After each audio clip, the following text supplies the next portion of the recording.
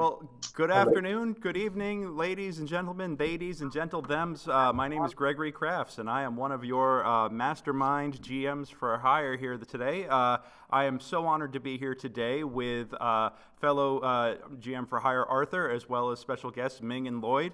We are here today to discuss, have a Mastermind Roundtable on Tasha's Cauldron of Everything and the new character options presented in there. But more importantly, and I think the more salient point out of all of this is that Wizards of the Coast, creators or owners of Dungeons & Dragons now, the publishers, recently announced that there are no more irredeemably 100% evil races in the game anymore. And how awesome is that? So we're going to talk about that, the announcement. We're going to talk about some of the reactions to it. We're going to talk about the ramifications that it's going to have on game and mechanics, and the amazing storytelling opportunities that this now presents for all of us. So yeah, I'm so excited to be here. You guys probably know me from Monday nights. If you've been watching the Twitch, Monday nights, Brutes in the Shackled City, 7 p.m. Pacific. And I'd like to just go around real quick and let everybody else introduce themselves real fast. Let's start with Arthur. Yeah, I'm another GM for Mastermind Adventures. My name is Arthur. I use they, them, or he, him pronouns, and I'm excited to be here for this discussion. Ming, you want to go next? Sure. Ming Zhang, longtime game master of all kinds of games and systems, and professionally, I'm a video game writer right now. And in the past, I made the transition from business over here, so pretty exciting. Thanks for having me. And my pronouns are he, him. Awesome, welcome, Ming. And of course, last but not least, last in the order, but first in our hearts, Lloyd. Please introduce yourself.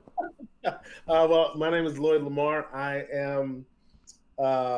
I've known the let's say, I don't know, the creators, the founders of Mastermind for before they were the creators and founders of Mastermind. I'm presently a math teacher. I teach at a vocational school. I am new to Dungeons and Dragons, and I think that's going to have a very big. You'll see as we go on. I think you'll understand why as we start the discussion. I think why I'm new to it. I'm having a blast. With this. My big regret now is I could have been doing this 20 years ago. I could have very easily been doing this like 30 years ago. So I'm looking forward to it. I'm really excited to meet all you guys and see you guys face to face and have this discussion. I think it's an important discussion that we're about to have. Greg and Arthur, I really appreciate you guys kind of pulling this together because I think this is one of those brave conversations we need to have and continue to have as we're looking to kind of make significant and systemic change. So even to see something as beautifully nerdy as Dungeons and Dragons taking a step in that direction, I'm really excited about that. So thank you guys. Oh man, it's our pleasure to have you. And I totally feel you on the wishing to start, like you wish you'd started playing 20, 30 years ago. They always say that the best time to plant a tree is 10 years ago. The second best time is today. So, right. I think you're coming in at a lovely nexus point of, of like geek culture and pop culture intertwining, and that the fact that art has reflected life in D&D for a very long time. And now it really is reflecting the life and the times currently. I think with some of these changes, if for those of you who are just joining us or don't know, I also have the chat window up here live on the stream. So we would love to have you guys interact with us. Feel free to say hello, tell us where you're at, and let us know what kind of character you guys like to play in the chat, because we'd love to just kick the ball down, get it rolling here. But like I was saying, for those of you who don't know, Wizards of the Coast recently put out a press release a couple of months ago now that they acknowledge the fact that a lot of character types, races, and characters like groups like the Vistani or orcs even, and drow, were all based on cultural stereotypes that were reflective of the times in which they were created. And in an effort to move forward, they have really taken the time to reassess that and to update those points of view within the materials. I know that in Curse of Strahd recently they've really rewritten a lot of the stuff pertaining to the Vistani in order to remove the negative Romani stereotypes that they were based on. But I think it's far more interesting when they take something as a blanket statement, like no more inherently evil races. Nobody is just no one race is just irredeemably evil anymore, the way orcs or drow or goblins were portrayed. And they say that no, they're just as interesting and diverse and unique, and everybody has their own individual point of view just as much as the normal PCs do and the PC races do. So yeah, what's your guys' reactions to that, just off the top? For me personally, being new to this, so a lot of that history I'm completely unfamiliar with. So when I started, I didn't know there were these hang-ups or these classifications for different things. So when I developed my first character, it's funny, for people who've been playing for a while, I got some strange looks like, I don't know if that's a thing, you know? What kind of character did you make? So I created a half-orc wizard. Okay. But here's the tricky part. I guarantee you 9 out of 10 of your funny looks that you got were because the mechanics of the half-orc, right? Forget that it's a half-orc. The robot mold that would become your character had built-in mechanics that didn't favor, the wizard. And although what wizard doesn't benefit from a +2 to con, But at least they don't have penalties, because back all the way up to, I want to say, at least through 3.5, I can't remember if 4th edition had this or not, but some races had negative penalties to stats as well as bonuses. So you would have they would reinforce the stereotype of the dumb orc by everybody, but all of them having an intelligence penalty, which, as you know, is the main stat for a wizard. So, but even so, the idea is that nowadays you have people who don't ever intend to be, prejudiced or racist or anything close to that, perpetuating this race exceptionalism, right? Just by virtue of the mechanics, right? Right. And So back to the earlier point, the reason I like all of this is that there's a framework in Dungeons and Dragons. So and the little bit I know about the framework, it's very exhaustive. There's a fluidity to it that I think is very classic. It's beautiful, right? But there is a construct that exists in our real worlds, and you've just already mentioned it. If life now reflects, this game, sometimes we think the things I'm seeing in this game reflect life.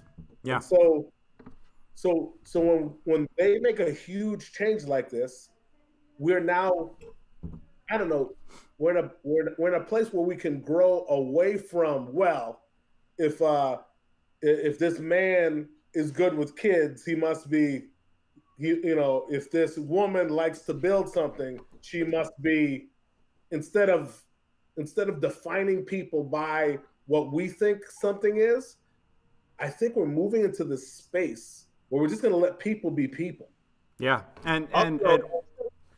what was that, Arthur? To Ming's point about getting weird looks for kind of not optimizing your stats, I think that comes from the perspective of going into Dungeons and Dragons as, let me make the most powerful character I possibly can by using the mechanics to build sort of mid-max, as we like to say. Versus, I find it more interesting to make a unique character, and characters are built on contrast and interesting things. I think that even the less racist mentality of, well, your character is not optimized, is a thought that I would even suggest people stay Well, away hold from. on. I just want to clarify. I think it's equivalently racist. They just don't intend it to be. Oh yeah, because it's Definitely. racism. It's racism in a way that's kind of reinforced by the mechanics. It's kind of like you're being lured into something that was formed from a racist trope. It's like reading that article of like 10 phrases that you didn't know were racist. Number 7's going to shock you. You know, they're number 7 legitimately shocked me. You know, like there were things that I didn't even realize had really awful roots to them and really awful connotations that have just been commonly accepted by society. And for the longest time, these stereotypes based on, oh, you're an orc, that means you must be exceptionally strong. Oh, you're a high elf, that means that you're haughty and you have you're ethereally beautiful. And oh, you're a half elf, that means that the elves reject you. That means what's that? Let's get some ugly half elves over here. But the half elves are either like universally ignored by both their human and their elven heritage, or they're the perfect diplomat, even though they go between worlds but never fit into one. It's all these, or the fact that orcs are literally designed for you to be able to kill them without consequence. I mean, there's a lot of stuff that is deeply rooted and then you go into why were the orcs created? Like who came up with them and what was the stuff behind that? You look into the origins and the roots of these races. Dwarves were of course of Norse mythology, but when they were brought into into the mainstream via Lord of the Rings, Tolkien, he openly admits that he based them on some anti-Semitic tropes. Not that he's an anti-Semite, but he based them on. No, he pretty much is, right. It's like I love Ender's Game, but Orson's got you got to admit that all your favorites are problematic. It's true. Right. So, and if we were going by mythology, right, like the dwarves in Norse mythology were probably actually just elves. Yeah. Hey, writers or men, it's not that hard not to be shitty. But and this is the thing when we're dealing with a game system, a storytelling system with its roots in culture that 50, 60, 70 years ago of pop culture, which was very, very different than today. So in addition to today, in addition to WotC coming around and doing this today, I think it's welcome. I also think it's long overdue, but unfortunately change, at least in corporate culture change, is slow. The market wasn't really receptive to it until a couple of years ago, and they're reacting to it, right? Which is, for all that I applaud this step, I think it's really the first tiny step that they need to acknowledge, right? They still have tons of ingrained culture in all the races. So we look at Tasha, not only is it optional rules, right? So DMs can just ignore it, but also the fact that every race has these ingrained concepts still within them, even though they changed it with the stats, means that there are still problems with the intersection of optimization and culture, right? And so without getting into that, though, I think there's a point that I want to raise about the storytelling opportunity, right? That goes beyond just, hey, it's more interesting to have a character that's weak, right? Because we're all sick of playing power fantasies. But like, the game is founded on, has a war game origin. So D&D itself is very tactical. And because it has a war game origin, the power fantasy is unavoidable until you get to a comfort level where you're trying to break the default experience, right? And so the storytelling opportunity is really for folks who are not mainstream. And I'll give you a very clear example about this. Let's take your half elf, right? You play a half elf. You're torn between two societies. You have the rigid, haughty elves who value magic and the rugged, flexible humans, and you're not quite who are good at everything by default. Yeah. Or who are up and coming, these upstart young races, and you're torn between these two societies. You have you want to live with the humans, but you want to be accepted with the elves, and you're cast out of one, and the other never sees you as one of them, and like that is an amazing storytelling potential for, we'll say, a white man to play, right? But if as an Asian person who immigrated here, who is when I go to China, I'm not seen as Chinese. I'm seen as American, and when I'm here, I'm seen as non-white. It's literally That's just my your life. experience. So there's no actual fantasy for me to play a half elf. Oh God, so it really is racial cosplay in a way. Yeah. So Oh, that's again, effed up. I don't actually think racial cosplay is as bad an issue as people make it out to be, because it does actually develop empathy. It's like the baby bottle, right? But what I will say is that when I play D&D, I do not want to just be me. Fair. Right. Yeah. So again, let's take the example of like the noble bastard, right? Like or some story where you're an outcast, like you're the fish out of water story, right? You're the one Viking in the desert setting or whatever. Like 13th that's Warrior. really exciting if you're constantly accepted all the time. But if you are already an outcast, the fantasy is that you are accepted, that you can just go about your job, whatever, healer, mage, fighter, whatever, and be excellent at it, and no one bats an eye that you are excellent at it. So to use your half-orc wizard example, the fantasy is not that this half-orc defied his people, became a wizard against all expectations because either he was special or, through grit or whatever, and earned the acceptance. Like, that's not a fantasy. That's people's lived experiences, right? The fantasy is you're half-orc and nobody blinks an eye at that. Right. And so it's funny you mentioned that, because when I designed the character, and it's funny, I didn't realize I was doing this as I designed the character. So for myself, being a person of color for 49 years, people have made assumptions of me because of what they saw. But then when they got to know me, they were like, "Oh, wait a minute, we didn't realize," and it was just like, "Well, just get to know me." So for many years of my life, I hid my nerdiness. I camouflaged it as perfectly as I could, and I was the athlete. I was the outspoken person. But people didn't realize that I was an artist. I didn't realize I was an artist. Through photography, through like I've always loved to build things, but if I didn't think that was accepted, I had to hide it. And so my character is just a reflection of me. This is what you see on the outside, but this character is a wizard because of, in a lot of ways, it has to do with even the conflict of my own parents, how they compromised, to kind of navigate me through the world. And so I'm enjoying, what I'm seeing with, Dungeons and Dragons, because as this story goes, I get to win. I get to write it. I get to say the stuff that I wish I could have said over the last 49 years without the consequence of, well, you're Black, you can't do that. You're limited here. So for me, I've had people get promotions, be promoted, be elevated, who weren't nearly as talented as me because they weren't Black. I've had administrators laugh and say, "Ha, you did all the work and I'll get all the credit." Yep. To my face. And they thought it was funny. I'm like, that's not funny. Yep. But, I can relate, man. and there was no consequence for it.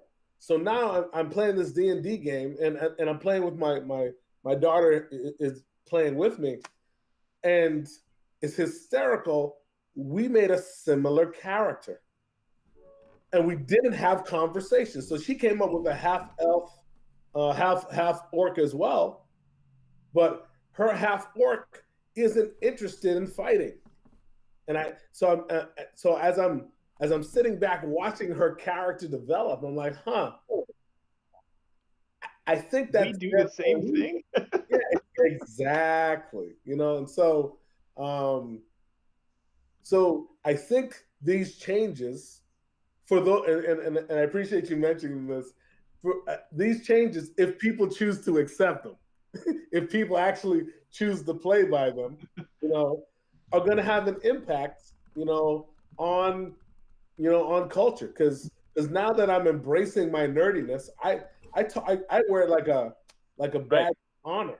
But the value of these changes is the same reason why we say everybody should share their pronouns, right? It's not because a tool for the people who need it. It's actually cover for the people who need it, right? Because if sharing your pronouns is like, hi, I'm Ming, he, him, if that just becomes normal, then suddenly it's not weird for anybody to do that, right? Yeah. And so if we extrapolate that lesson to D&D, if suddenly it's just whatever, like it doesn't matter if you're a half orc or a Goliath or a Yuan-Ti, like there's all equivalently okay wizards. That doesn't actually do anything for your character. But what it does is it removes it strips away the intertextual, we'll call it, sorry for a technical term, intertextual bias that carries with it, right? Think of it as the baggage. So now you have a magic dwarf. People aren't like, oh, these greedy dwarves can't be wizards, right? Like it becomes a whole thing because you're giving cover for richer storytelling. So you're actually helping other people rather than the people, like that you think. And you touched on something there, Ming, and I even just want to just acknowledge real quick that, the personal pronouns thing, that makes perfect sense to me. And I don't know, I've been working in the arts out here in Los Angeles for years, and I've always been like, always supportive of people sharing their personal pronouns. I've never thought of it as a big deal for me to share my own. But now I'm like, God, that just makes perfect sense, just to make a more comfortable environment for everybody else, just to put it out there, whether it's because I think when everybody looks at me, they see, straight white guy, got it, so that's just I just assume that's what people assume, and that's not always, it's also the fact that there could be people who look just like you who do not identify as a straight white guy. That is true. Right. So it's cover for others. If you make it clear, and those other people don't have to fight against that as well. It's sort of like the idea of the safety pin years ago when back in 2016 when everybody was like, if you wore a safety pin, it was just like a small visual signal that it was like it's cool, I'm an ally, I want to be supported. You guys hadn't heard about this, or was this just something? No. But I think, see, the trick is you get everybody to wear the safety pins, and suddenly they're very meaningful, right? That is true. Yeah. If it's only like if you flipped it and you said, hey, if you need an ally, wear a safety pin. No. It was always meant for someone. No. Wanted to show. I understand. Yeah. I'm saying if it was flipped, it wouldn't have a fraction of the impact. Yeah. I remember my friends at the time saying, like, why wear a safety pin that can be excused as just wearing a safety pin versus like wear a Black Lives Matter pin. No one can look at that and think you anything else. Like that's how you be a real ally. Because like if you're wearing a safety pin, people can look at that and be like, you're just wearing a safety pin versus it makes it very clear which side you're on if you're wearing a Black Lives Matter pin. That is true. But I think to that point, I guess there's an interesting question of if, like, as the optional rules currently are, it's basically ignore the rules, put numbers wherever you want, which feels like a kind of a non-answer, which is like, oh, what do you do about this inherently like racist system of giving certain numbers to certain people? It's like, oh, just ignore it. But what do you do when all the races, like, I guess the question is in my mind is, what is the difference between, like, why choose one race over the other? Well, like, first of all, they are nowhere close to differentiating the race to No, I agree, but like in that world where there's not, like, I think stats are one thing, but there's also like some races have great weapon fighting just as a racial trait, which is really good to me. Like, Yeah, so it's super weird. That's It's- what I it's- can almost. What's the understand. trope Like, that you were talking about, Arthur? It was everybody The with Planet wears of hats. The Planet of Hats. Yeah. Yeah, the Planet of Hats trope is basically the idea that you go to a planet and everyone wears the same hat, they act the same. And it's the kind of evil racist thing. Like, oh yeah, you see any drow and they'll be shifty. They'll probably try to steal your stuff. Like you go to a dwarven commune and they'll be kind of rigid and prudish, and they'll They're all love Scottish, metal and they're and all kind of alcoholics. Yeah. Yeah. yeah. It's like Planet of Hats. It's like, this is a really boring game because the second I meet a dwarf, I know exactly the way you're going to act, just based on dumb old tropes. Versus, like, I don't know if these dwarves are going to be like super nice, or maybe this is a group of just shady evil dwarves, or maybe this is a group of shady evil humans, because most humans end up being evil anyway. Well, again, it comes back to the point of view that the game takes, right? So I talked about the game is quite excellent for white men, and I don't want to take that away from white people, right? Don't worry, we've got plenty. You could take whatever you need. No, but my point is, I don't want to take that away because it does a really good job of that perspective, right? Like it does a really good job of perspective. And so what I want to do is expand the perspective. And the reason I'm focusing on perspective is this. The Planet of the Hats trope is a problem, not because it's using sweeping terms to describe a culture. It's a problem because the ranger or whatever, and in your mind, you probably had a family, you probably had a background, probably some bad stuff happened to you that caused you to be a psychopathic adventurer, but in general, you're pretty fleshed out. And so as you inhabit this role, you go, okay, all this stuff happened, and so now whenever I meet an external thing, which is a culture, I go to Waterdeep, I go to whatever city, I take my character as I understand them, whether it's very deep or very shallow, and I push it against this society, and we have a pure interaction. But that is a first-person perspective. What happens because of the construction of the game is that when you play a human, or in some cases like elf and half-elf, because they're human adjacent, you are like that. When you play an orc, when you play dark elves, when you play a gnome, you are actually playing a third person. So think about it like this. You're all playing a video game. And some of you, when you play this video game, it's a first-person shooter. You are in the body of the character. And others, you are playing a third-person RPG where it's Geralt of Rivia or, Cloud, right? Like, nobody plays Final Fantasy VII and goes like, I'm Cloud. Well, I shouldn't say nobody, but generally people play it and they go, I'm following this other character's story. So now if half the party, if all the further away from the humanist, the default race you get, the further it becomes a third person perspective. That's where the issues come, because now you are playing as you're doing the cultural cosplay for some people, and other people you aren't. And so the key is, if you're playing a half orc or a Yuan-Ti or a flying birdman or whatever, like, play it from within that culture, right? And so like the anthropology of that culture involves looking at it from within. So it's not that all the dwarves love metalworking as a problem. It's that if you look at it from an outsider, you go, these dwarves, they're all about metalworking, nothing else to them.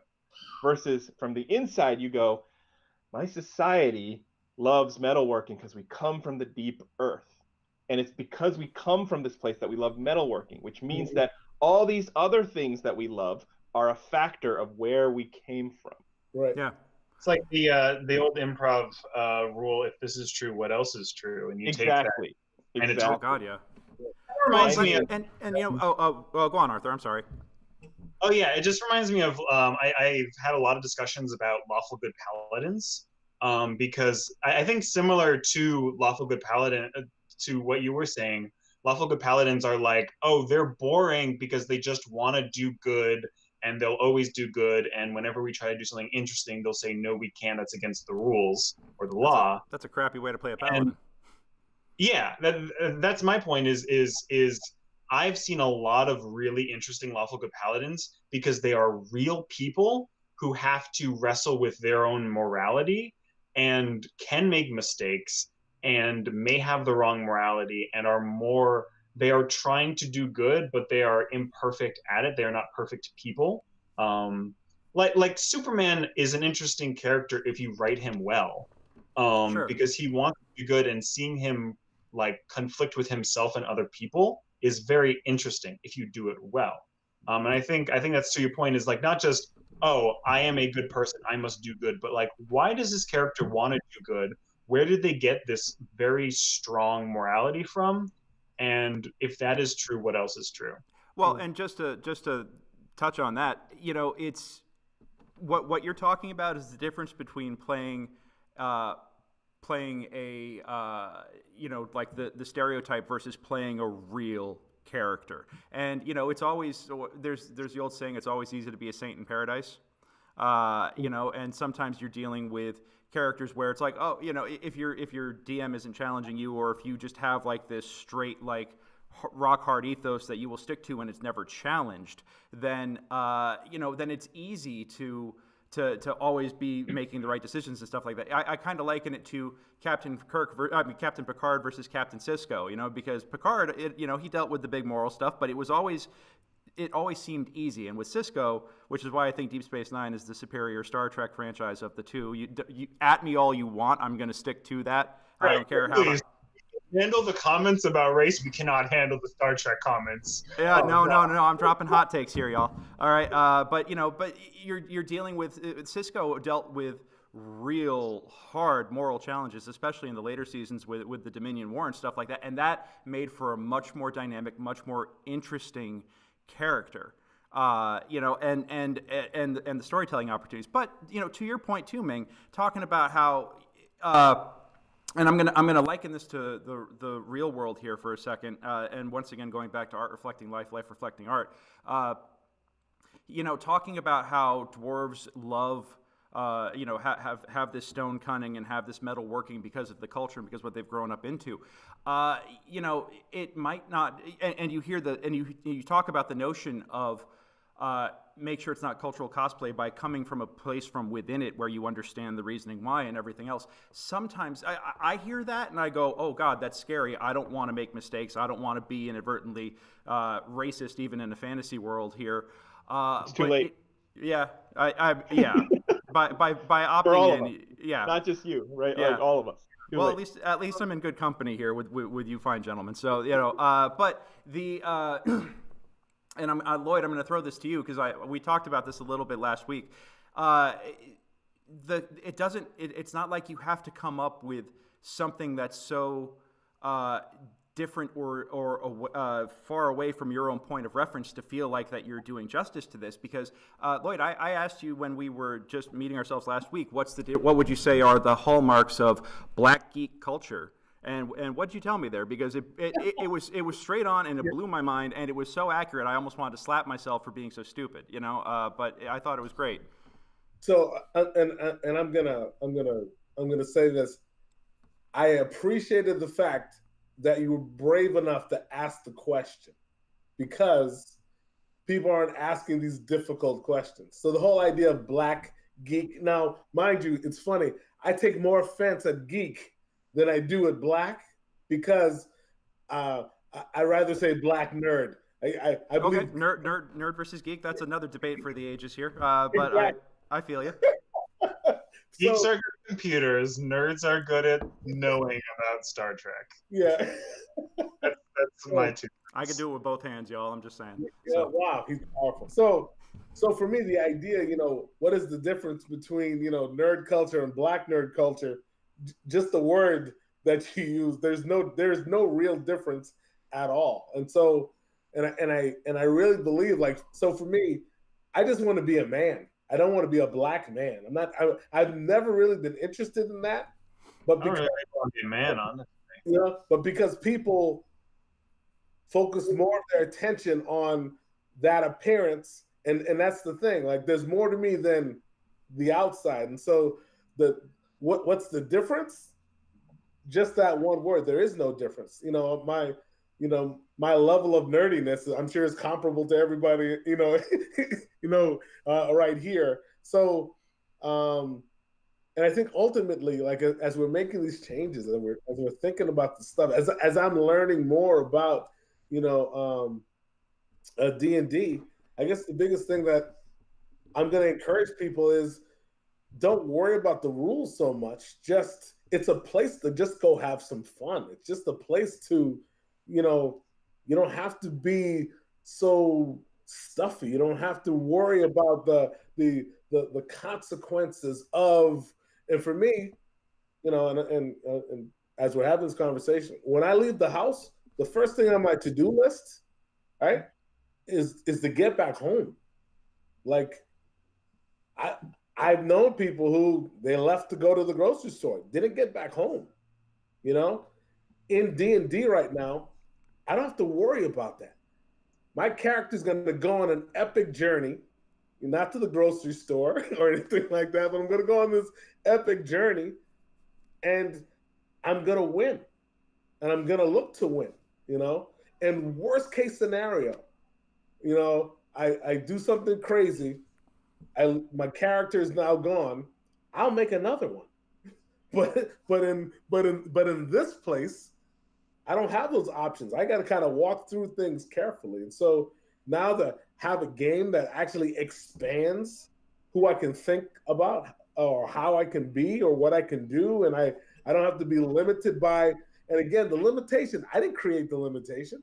That's an external. And now we're looking to remove this from this gameplay as well. I mean, I think you're going to have amazing storytelling. I think you're going to have just an expanse of interaction.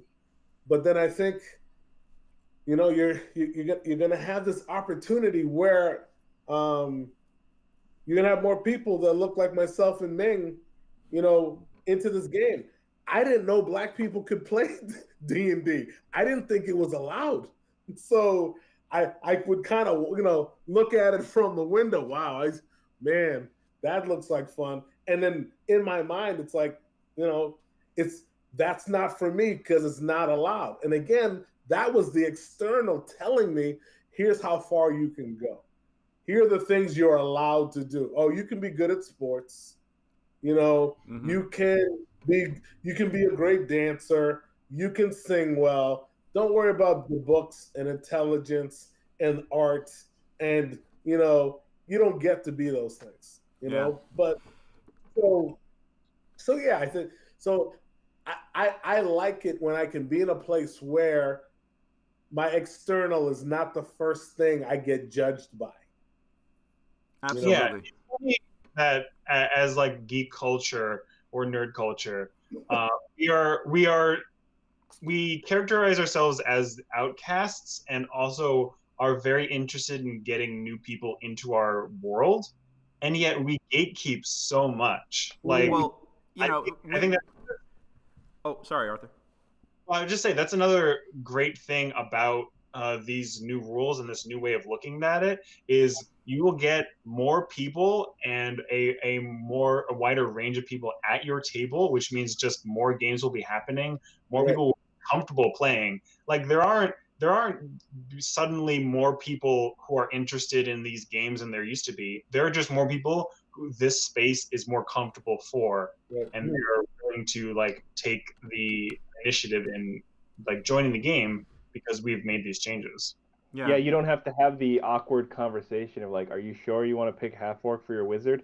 It's great, but just remember it comes with this disadvantage mechanically, right? Or be like, if you really want to, I'll change the rules for you. Like like so honestly, it's funny to say that the first time I ever played, because in my mind I'd already kind of established the how this half orc wizard was going to behave.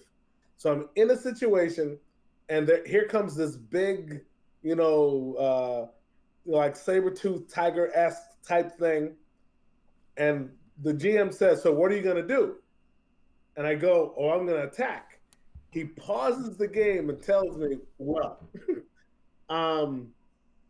you're a wizard. Wizards typically don't attack. They're kind of range fighters. So probably in your best interest. And then he backed off and went, but I'm not going to tell you what to do. And I'm like, no, I'm an orc. My dad was an orc. My mom was a wizard. And I'm the blend of the two of these things. And so I attack this thing and I actually get out of it, still alive, with enough, I didn't lose all my hit points. And to watch the reaction of these other veteran players, they're like, I can't believe that happened. And I'm laughing because I said, guys, this is a game. This is D&D. What do you mean? You put a constraint on this game? Come on. You put a constraint on imagination? Yeah. I will say, Lord, I appreciate your new player mentality on that. But people often forget, even in the first edition, that's how the game was meant to be played. It was written as, if a rule is not working for you, throw it out. The GM gets to decide what's happening, and they can say forget it to any rule. They can decide. Right. I always follow the rule of cool, and I will tell. This is my hot take to everyone out there. If you're a GM, if something happens or that makes you uncomfortable or you don't like it, and your GM says, well, that's the rules, they're not a good GM. No. And you need to find a better one. Yeah. Yeah, that just winds up on RPG horror stories on Reddit. That's that kind of stuff. Yeah. So. Look, I'm just going to say that there's an artistry to the whole process that we can't possibly reduce in one conversation. Sure. But the real, so I don't know if you guys are familiar with Powered by the Apocalypse or any of those systems. It's a different rule set, but they have for everyone. Yeah, they have like a Rule Zero adjacent rule in their GM guide that basically says, be a fan of your players. I like that. Right? And so think about it like this.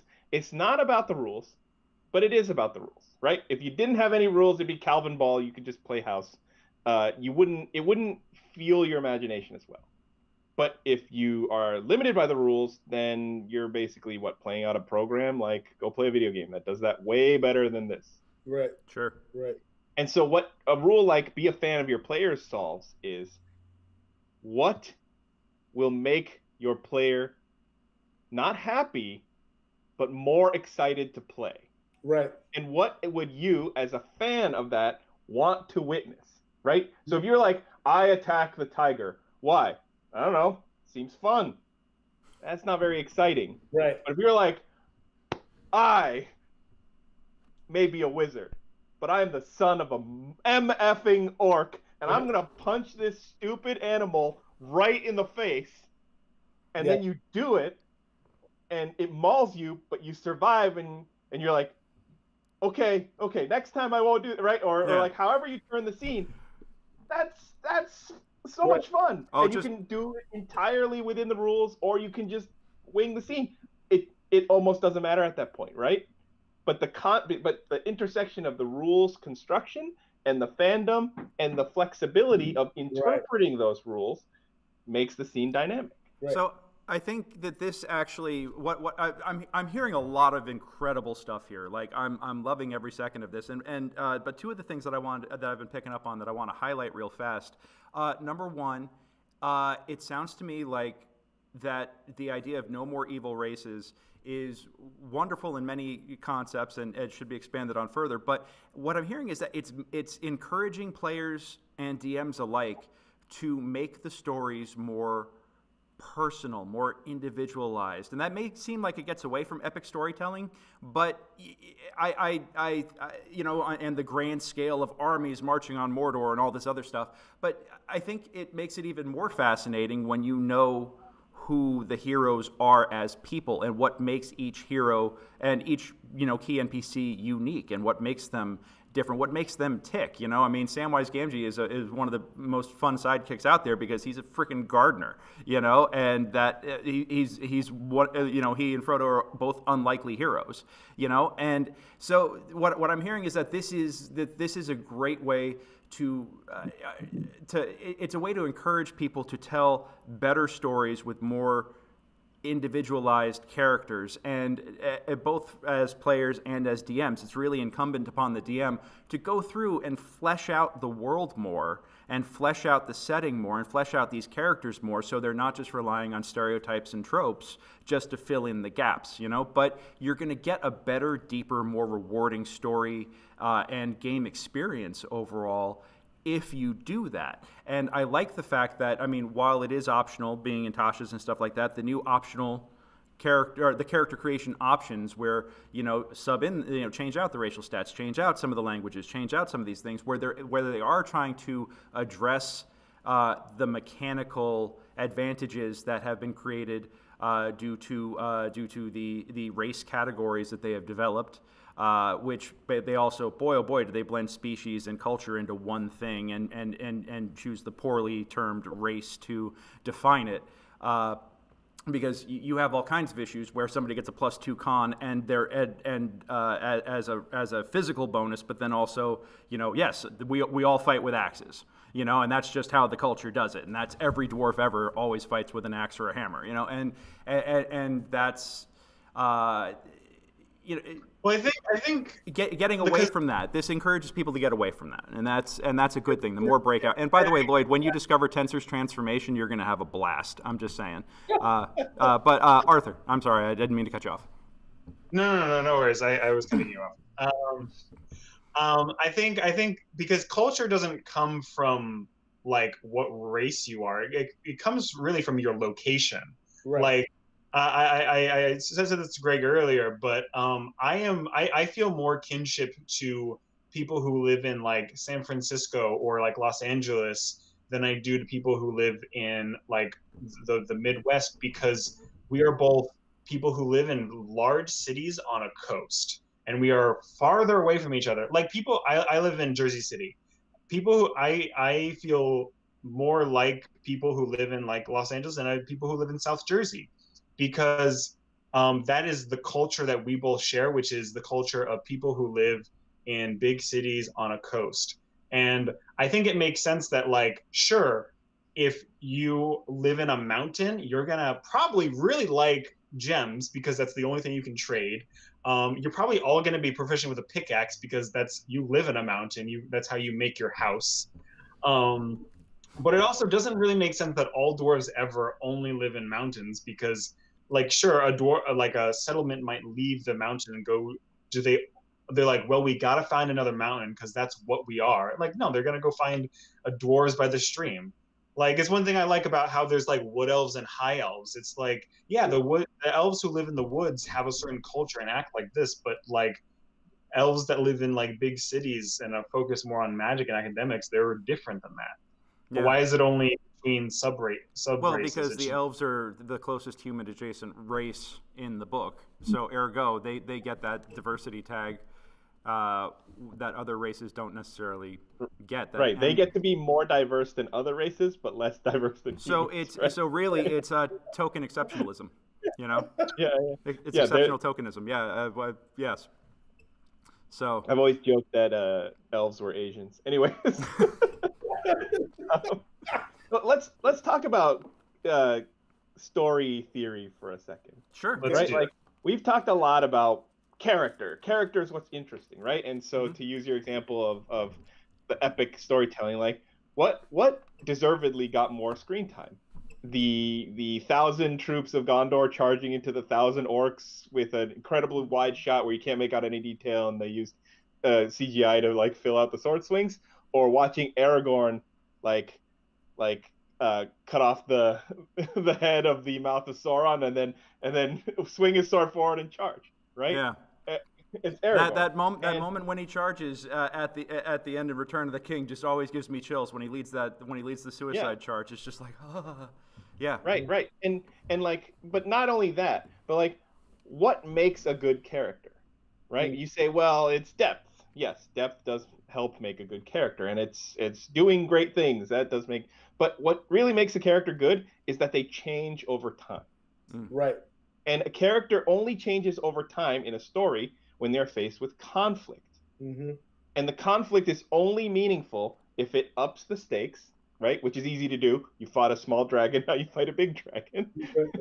But also that conflict has to be contextualized. In other words, the conflict has to come from an opponent. If it's just fighting increasingly larger dragons, that could be fun, but it's not. It doesn't make your character better. Right. Constant in a duel of wits with your rival, that's where the magic happens, right? And it's like, and so how do you get a character, one of your players, to change over time? You have to give them conflict that they care about. If the conflict that they care about is because their character is more incompetent because of the mechanics, or it's them constantly facing prejudice in society, not because of their choices or because it's the kind of story they're in, but just because they exist, that is not meaningful conflict. Right? So again, to use the drow, the classic, the dark elf, you come to the surface, you've got dark skin, everybody thinks you're evil, they ostracize you. That is not a meaningful story unless you're telling the story about a character searching for belonging. If that is the essence of your character, yes, then have them run into the race, the anti-drow racism, and you can have a good story.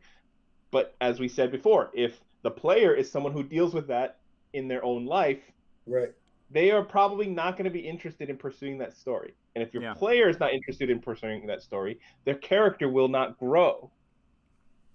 And if their character doesn't grow, the character isn't interesting, right? So forget about, I mean, it's a pretty big ask, but forget about racism for a second.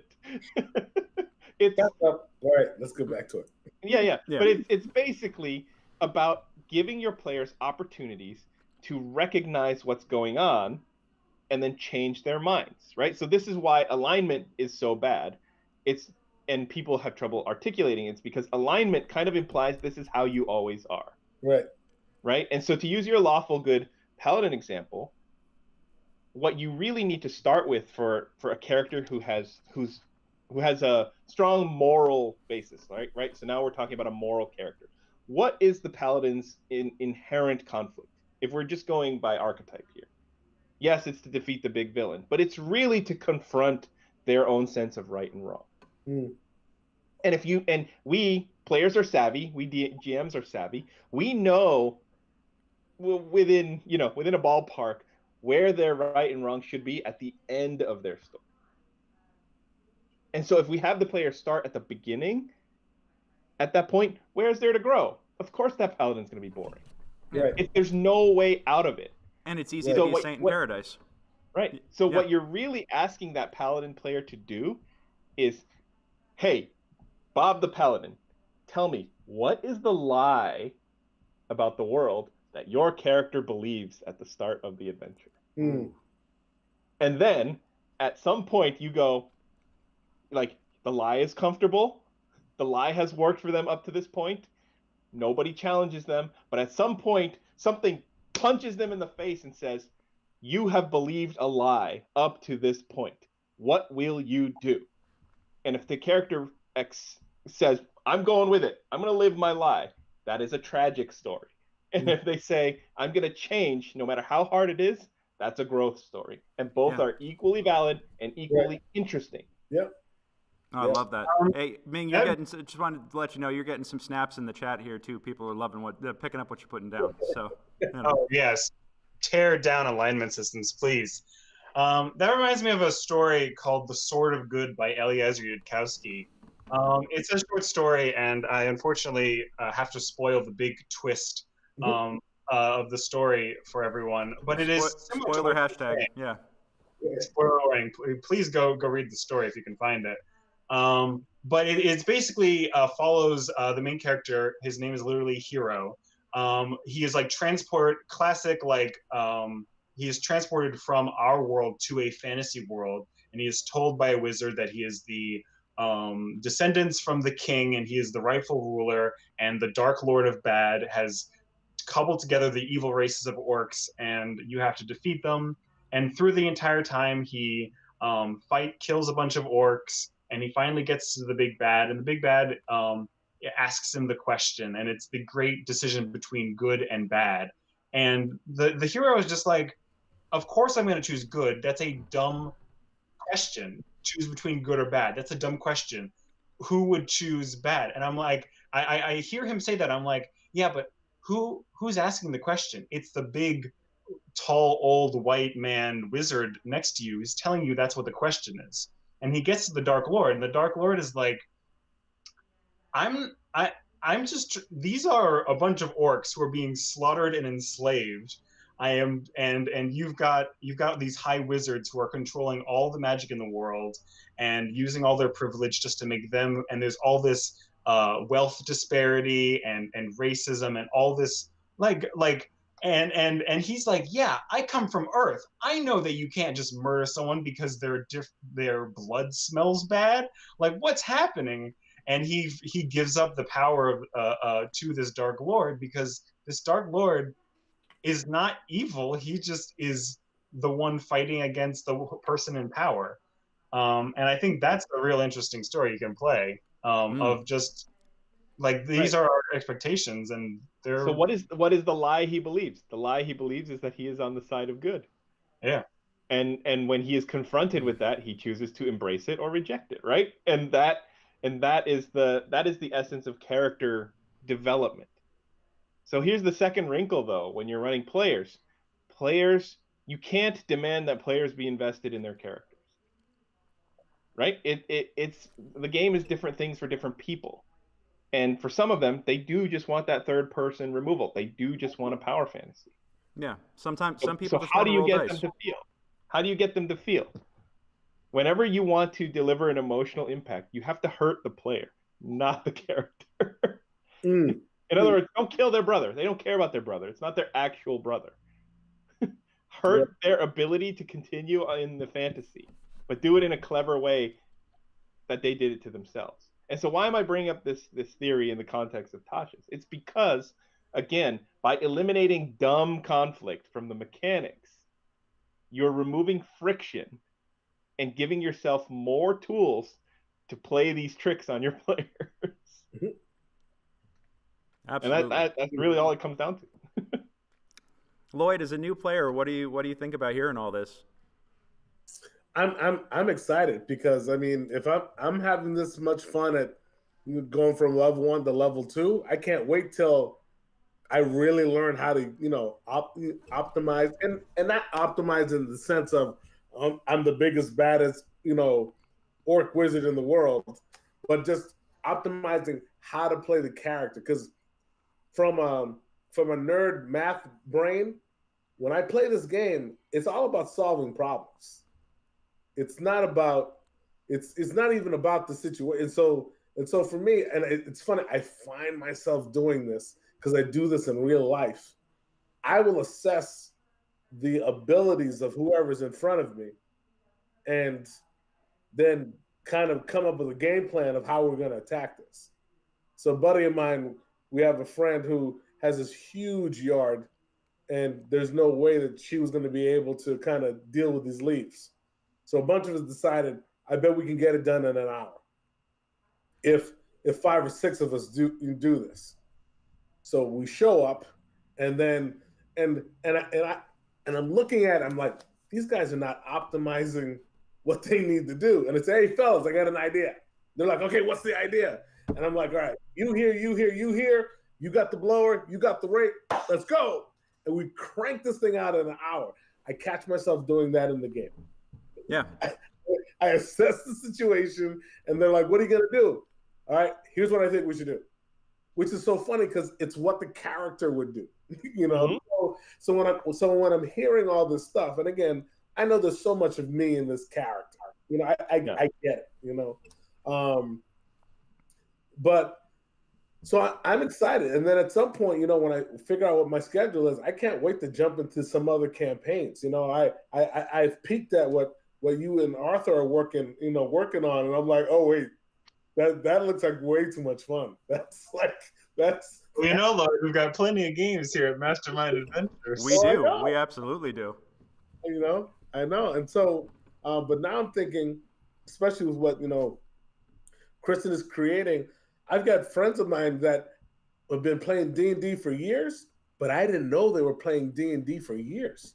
it's because they kind of kept it a secret type thing. So I'm looking forward to, where this goes. But I'm enjoying just the opportunity just to kind of be in a situation, be given a problem, and find the best solution.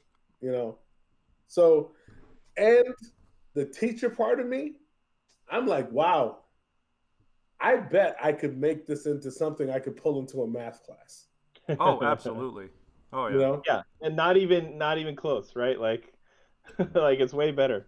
Right. The orc has 36 hit points. What average roll do you need on 4d8 in order to take it down in 2 rounds? Or just and even things like that, and then and I'm so used to playing video games where you have the little life bar and you can tell how close it is. Mm-hmm.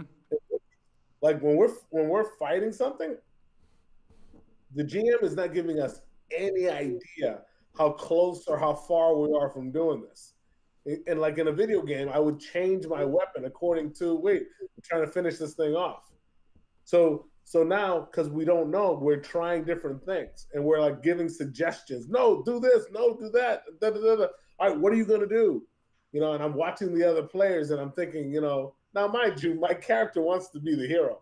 So even in my mind, as I'm playing the game, I'm like, all right, what can I do to be the one who delivers the final blow? Whatever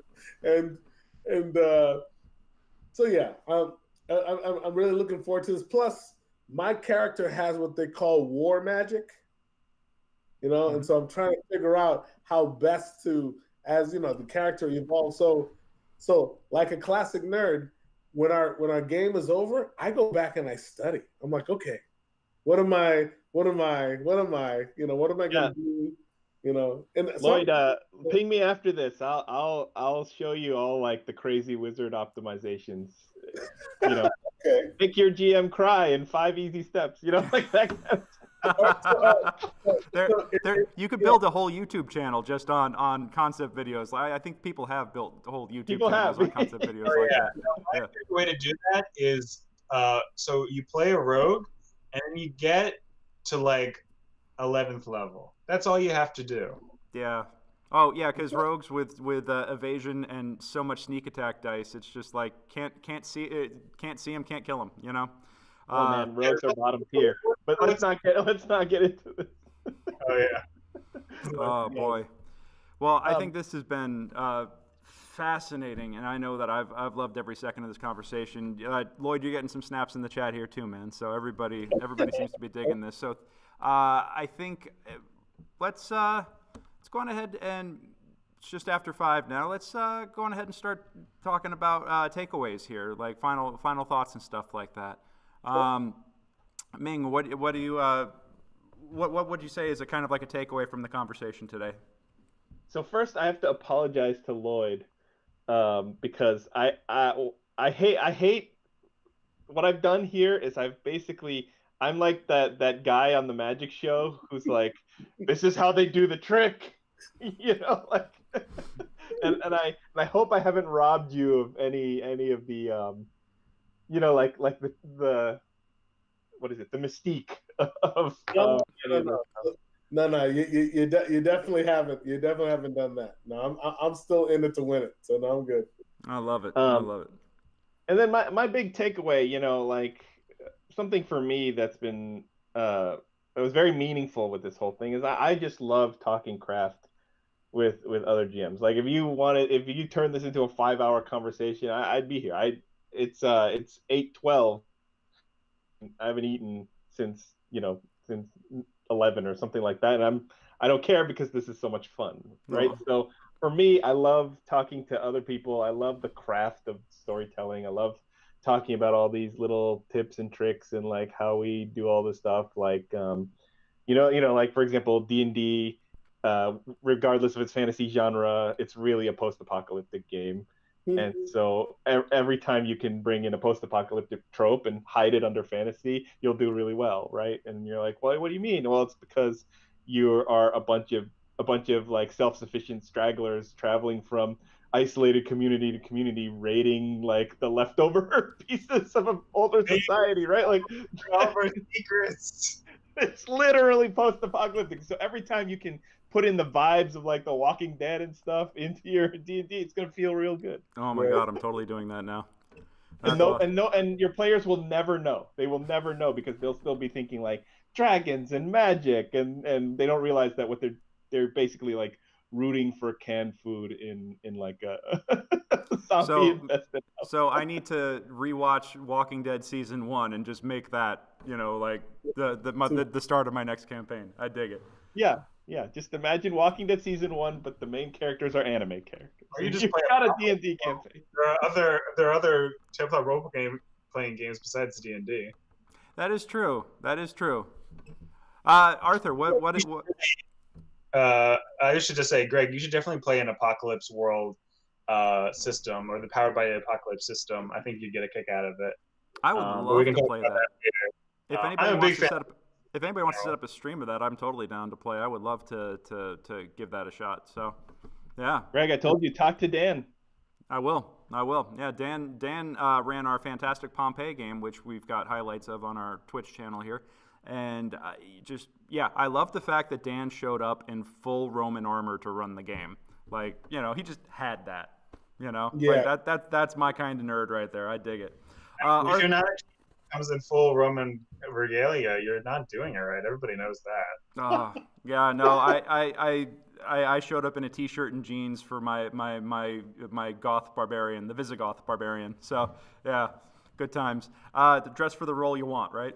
Arthur, what would you say is a takeaway for you from this whole conversation today? I think the takeaway is you can always re-examine both stories and how you tell them. And if you are falling back on old tropes, whether they be like steeped in racism or just tired and bland, they should always be rethought and re-examined and like diversify your storytelling in every sense of the word. It makes it more fun. Absolutely. And Lloyd, do you what especially as a new player perspective, I definitely value your insights on this. What would you say are your takeaways from today's conversation? Well, I guess so. My takeaways, I probably got to do a lot more studying because some of the vocab you guys are throwing around, I'm like, I'm supposed to be the one who confuses people with like technical terms, but so I got a little bit to go, but I guess one of the bigger takeaways here, especially when talking about the changes that are being made in the game and in the games and stuff like that, is that I'm encouraged that we're moving in the right direction, and even though I didn't start like 10 years ago, 20 years ago, 30 years ago. Part of me is like, okay, maybe I didn't because I probably wouldn't have enjoyed it then because I would have picked up on the racial nuances, and I already lived through racial nuances. Yeah. And so now to have the opportunity for that to be stripped away, and I really think I'm going to enjoy as I move through and learn different things, but to not absolutely be in a place, even though it's fictitious, where I do not have to deal with the things that have held me down. None of that has to be there, And so for the 2 hours or 3 hours that we play, that I'm presently playing this game a week, just to and then even, and I don't know, guys, this is going to sound a little weird, but I still think it's a good takeaway. I find I'm learning about myself. I don't know how corny that just sounded, so I apologize. No, it's true. It's true. You learn a lot about yourself when you're put in these situations, because these characters, as much as we try to make them different personalities and separate them from ourselves, they are still rooted in us because we are the ones inhabiting them. If you handed your character sheet to somebody else, even with all the same stats, even with all the same backstory, even with all the same tropes and things like that, they would fill in all of those gaps that you don't see, all those intangibles on the sheet that aren't that you don't see on the sheet. They would fill that in with themselves, and they would play that character completely differently. You know, Right. even if it's the same mechanics, even if it's the same backstory, even if it's the same, social stats and everything else, everybody pours themselves into their character. So the idea that you're learning more about yourself is a wonderful thing to realize, and it really is one of the benefits of playing these games, because you get to find yourself in situations and reacting to situations that you don't encounter in reality, and not just like, oh, I'm fighting a dragon. It's moral challenges, thought challenges, all these other, whatever your DM throws at you. And I think that while wargaming and throwing dice around is a lot of fun, that was chainmail. That was the original game system. Was the wargaming is chainmail. Dungeons and Dragons is a role-playing game. You are playing a role. You are playing a character. You are telling a story. And every good story has challenges. Every good story, has growth and development of character. And as we participate in that as authors of this story, it's going to change us. So that's not weird. That is a feature, No, not it'd be a bug. weird if that wasn't a takeaway. Precisely. Yeah, the amount of time my players have told me that this session felt therapeutic, I've lost count. Like that, it's likened to therapy a lot in a lot of different ways. Right. And some therapists are using D&D and other games now to help and assist in that too. It helps people separate a little bit and see things from a arm's length perspective. So even at Mastermind, we have Quest, which is a game Yes. designed for kids Yeah. to help them like deal with real world challenges, and we use it as a therapy tool. Yeah. Yeah, you would. I think the term is low stakes practice, right? Right. If you go, I'm nervous to speak in public. Okay, go sing in front of 10,000 people. That you're never gonna get there. But what if you go, my elf character delivers a tale in front of 10,000 people, right? Like suddenly you're practicing on the fly, and hey, look at that. A good DM will go, great. What do you say?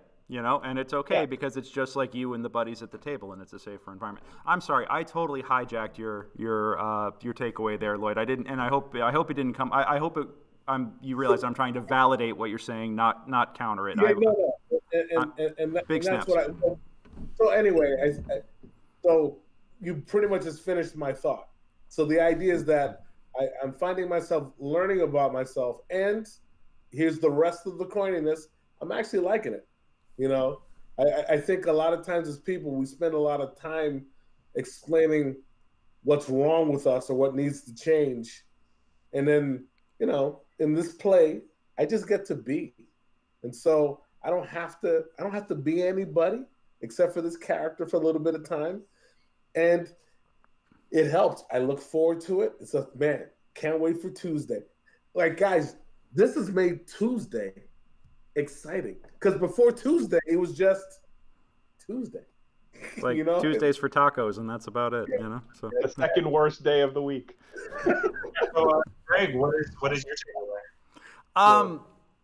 Well, first off, I really just appreciate the fact that this conversation has opened up some thoughts. I like to think of myself as a pretty open-minded, woke dude, and but this conversation has opened up a whole bunch of different things that I hadn't thought of before, and perspectives that I hadn't thought of before, especially the idea of how some of these exotic character tropes and exotic character plot ideas, like being caught between two worlds, are some people's real life experience, and when they come to the table, they want to play what I kind of experience as my default, and of just being like universally accepted, and I kind of hit the genetic lotto, and I'm a mediocre white dude, and just like a lot of what Ming, Lloyd, you guys brought up some fantastic points that have really given me a lot to chew on, and I sincerely appreciate that, and also it makes me really excited to just think about all of the more exciting and deeper and richer stories that we have the potential to tell now, when every character has the ability to be treated as an individual, whether they're a PC or an NPC, and no one character is the ambassador for their whole race, and they're expected to adhere to mechanically expected to adhere to stereotypes. I think it'll take more effort on the side of PCs and DMs alike in order to do this. But just hearing what we talked about now, the ideas that we're spouting out. Oh, thank you, Kristen. I appreciate that. Thank you. Just spouting out the ideas that we've talked about here. It's not that much more effort. It's not some insurmountable mountain to climb here. It's just putting in a little bit more effort. It's just putting in a little bit more thought process into the story that you want to tell. It's the DM being willing to challenge the players. It's the DM willing to put in the thought and effort to come up with the challenges. It's up to the players to create the characters with that nuance and depth of strongly held convictions and beliefs, and being able to write that into a background that the DM can then turn around and go, okay, I'm going to screw with you this way, this way, this way, and this way, and ultimately your arc is either going to be growth or tragedy, and it's being willing to invest that much of your time and energy and thought and self into that process. And that sounds like a big deal, but even just based on the conversations that we've had here, it's not that much effort to do that. So it's just being willing to go that, not even an extra mile, it's being willing to go an extra couple of feet just to put that thought process into things. And you're going to have a much more interesting and rewarding experience for it. And I'm glad to see that while progress is slow, that I think that this is a welcome change and one that has been necessary for a long time, and it should be embraced, because I think our games are about to get a hell of a lot more interesting and exciting. So sure, I mean, and just to piggyback on what you talked about, change.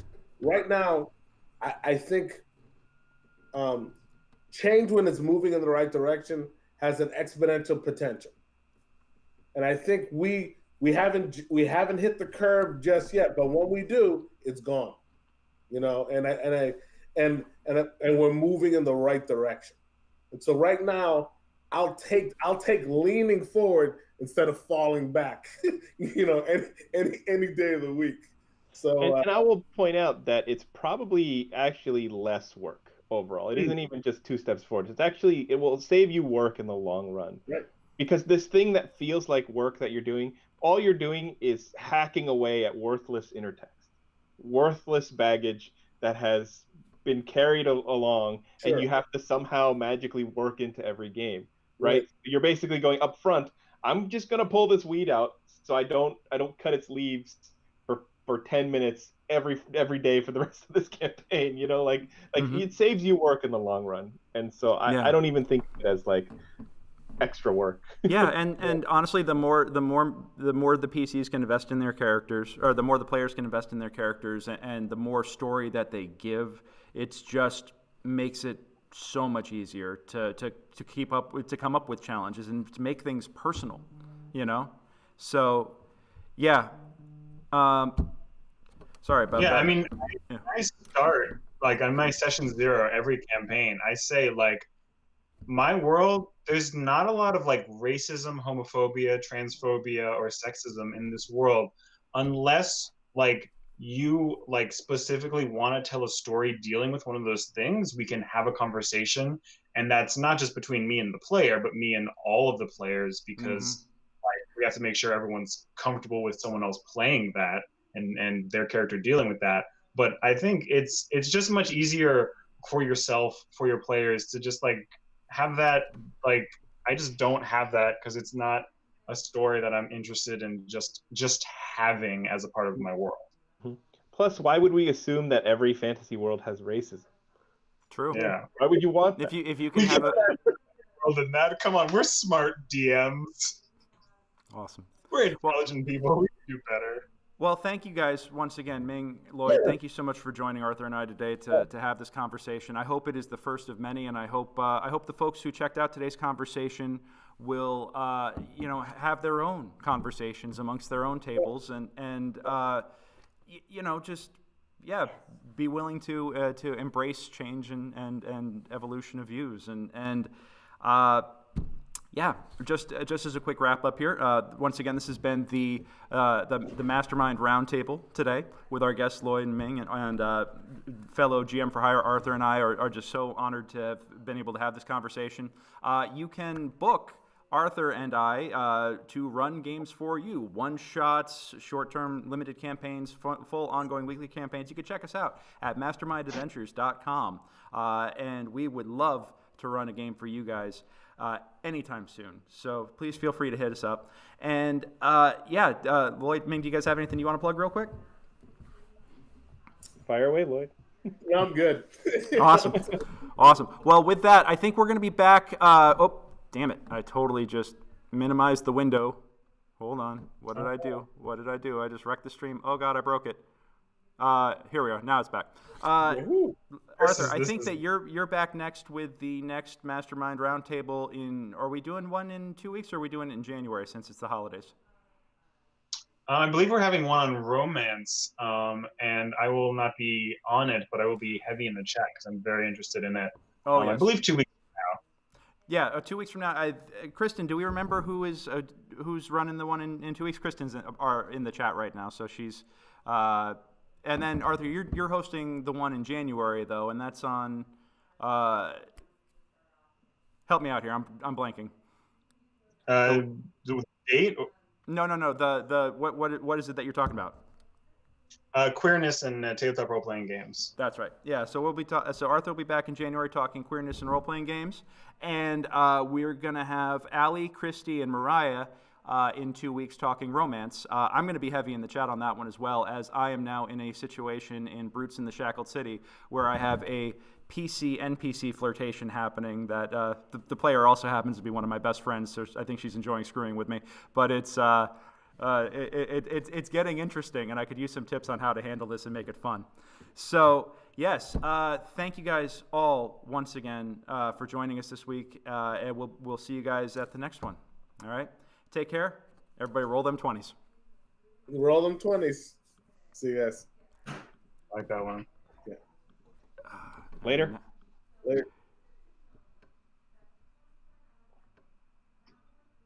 And we're out.